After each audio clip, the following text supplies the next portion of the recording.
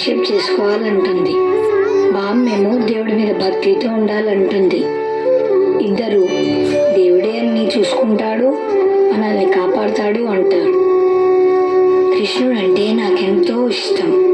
I love Krishna. ఇప్పుడు అదెందుకు కానీ, నేనేమైనా ఐఫోన్ అడిగాను ఏంటి? ఏదో స్కూల్ ట్రిప్కి వెళ్తా అన్నాను, వద్దన్నారు. కృష్ణ, నీకెంత బ్రే చేసుకున్నాను. ఆ మాత్రం చేయకపోతే ఇంకా ఫ్రెండ్షిప్ ఏంటి, భక్తి ఏంటి? అసలు నీకు నేనంటే ఇష్టం లేదు, నా ప్రేయర్స్ అంటే లెక్క లేదు. ఓ కృష్ణ, ఇవాళ బెడ్ టైం ప్రేయర్ లేదు నీకు. నేను లైట్ ఆఫ్ చేసుకుని నిద్రపోతా.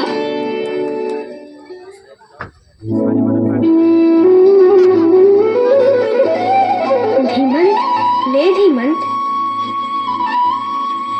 కృష్ణ, నిజంగా నువ్వేనా? What a surprise. నేనే. నువ్వు నన్ను తలుచుకోకుండా నిద్రపోయావు కదా, అందుకని నేనే ఇలా వచ్చేసా. అవును మరి, అంత సిన్సియర్గా ప్రే చేసినా అడిగింది ఇవ్వలేదని నా కోపం వచ్చింది. అవునా, సరేలే ధీమంత్. అడిగింది ఇవ్వలేదని, చెప్పింది చేయలేదని అందరూ నా మీద కోపడటం నాకు అలవాటేలే. నువ్వు నన్ను ఫ్రెండ్ అంటావు కదా, నువ్వు అలా చెయ్యవేమో అనుకున్నా. సారీ కృష్ణ, ఏమనుకోకే. పర్వాలేదులే. అవును కానీ, ఈ మధ్య స్కూల్కి టైంకి వచ్చేస్తున్నావు, త్వరగా లేస్తున్నావా ఏంటి? కాదు కృష్ణ, సైకిల్ మీద వెళ్తున్నానులే. లాస్ట్ మంత్ నాన్న సైకిల్ కొనిచ్చారు. సైకిల్ మీద నీ స్టిక్కర్ కూడా అంటించాను, చూడలేదా? చూశాను. సరే కానీ, మొన్న నీకు మ్యాథ్స్లో మంచి మార్క్స్ వచ్చాయట. అవునవును, నాకు మ్యాథ్స్తో కొంచెం ప్రాబ్లం, నీకు తెలుసుగా. ఎందుకు తెలీదు? రోజు చెప్పేవాడివిగా మ్యాథ్స్ని ఈజీ చేసేయమని. ఇంకా అవసరం లేదులే. 2 months నుంచి ట్యూషన్లో జాయిన్ అయ్యాను, ఇప్పుడు ఈజీగానే ఉంది. అది సరే, ఈ మధ్య గోల్డెన్ పూలు తెచ్చి నా పట్టం దగ్గర పెడుతున్నావు, ఏంటి కథ? జాంపళ్ళు కూడా చాలా బాగుంటున్నాయిలే. ఇంటి ముందు తోటలో అమ్మ పూల మొక్కలు వేసింది, ఎంత బాగుంటాయో పూలు. నా చిన్నప్పుడు నాటిన జామ చెట్టు ఇప్పుడు పళ్ళు కాస్తుంది. వచ్చేటప్పుడు చూడలేదా కృష్ణ? చూశాను ధీమంత్. అన్నట్టు నీతో కొంచెం మాట్లాడాలి. చెప్పు. నువ్వు సైకిల్ కావాలనగానే సరే అన్నాను. తరువాత మ్యాథ్స్ ఈజీగా ఉండాలి అని అడిగితే కొద్దిగా టైం తీసుకున్నా. అది నీకు ఎప్పటికీ గుర్తుండేలా, ఇంకా మంచి మార్క్స్ వచ్చేలా ఏర్పాటు చేశా. అవునా? నిజమే. అందమైన పూలు, ఆరోగ్యాన్నిచ్చే పళ్ళు, ఆనందాన్నిచ్చే వాన, హాయిగా ఉండే చల్లగాలి, చూడగానే వావ్ అనిపించే హరివిల్లు, ఇవన్నీ నీకోసమే కదా. అవును కృష్ణ, అటువంటివి ఉంటాయని కూడా తెలియని వాటిని మాకు అడగకుండానే ఇచ్చావు. వాటిని చూస్తే మాకు ఎంతో ఆనందం కలుగుతుంది. వాటితో పాటు నీ గురించి కూడా ఒకసారి ఆలోచించు ధీమంత్. నీ కుటుంబం నీకు ఆనందం ఇవ్వడం లేదా? అలా అంటావేంటి కృష్ణ? ఆకలి వేయకముందే ప్రతిమిలాడి అన్నం తినిపించే అమ్మ, మంచి చెడు చెప్పే బామ్మ, నాకేం కావాలో నేను చెప్పకుండానే తెచ్చిపెట్టే నాన్న, మరింకా ఇంకా అమ్మ తనకిచ్చిన డబ్బులతో నాకు చాక్లెట్స్ కొనిచ్చే అక్క, నేను స్కూల్ నుంచి రాగానే పరిగెత్తుకుంటూ వచ్చి నా చుట్టూ తిరిగే కుక్క పిల్లతో సహా అందరూ నన్ను ఎంతో ప్రేమగా చూసుకుంటారు. ఇవన్నీ నువ్వు అడిగితేనే వచ్చాయా?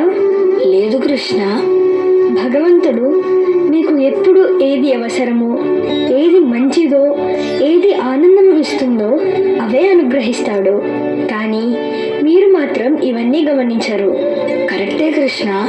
చూసావా, ఇచ్చినవన్నీ మర్చిపోయి అది ఇవ్వలేదు, ఇది చేయలేదు అని దేవుడి మీద కోపం తెచ్చుకుంటారు. రోజు బిస్కెట్స్ పెడితేనే నీ టామీ అంత విశ్వాసంగా ఉంటుంది కదా. మరి మీరు మనుషులు, మీకు ఆలోచించే శక్తి ఉంది కదా. భగవంతుడికి మీరు ఇంకెంత కృతజ్ఞతతో ఉండాలి. అలా ఉంటున్నారా? కృష్ణ, ఉన్నమాట చెప్పావు. నాదే తప్పు. నువ్వు నా కోసం ఎన్నో చేస్తున్నావని తెలుసుకోకుండా ఏదో ఒకటి ఇవ్వలేదని బాధపడ్డం కరెక్ట్ కాదు. I'm really sorry Krishna. ఇవాళ నుంచి మర్చిపోను.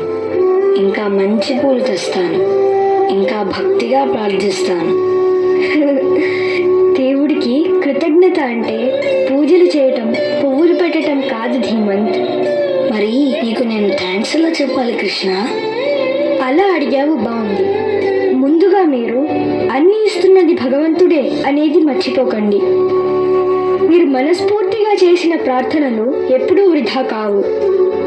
నేను ఏది చేసినా మీ మంచికే అని నమ్మండి. ఆ విశ్వాసమే మీ శ్వాసగా మారాలి.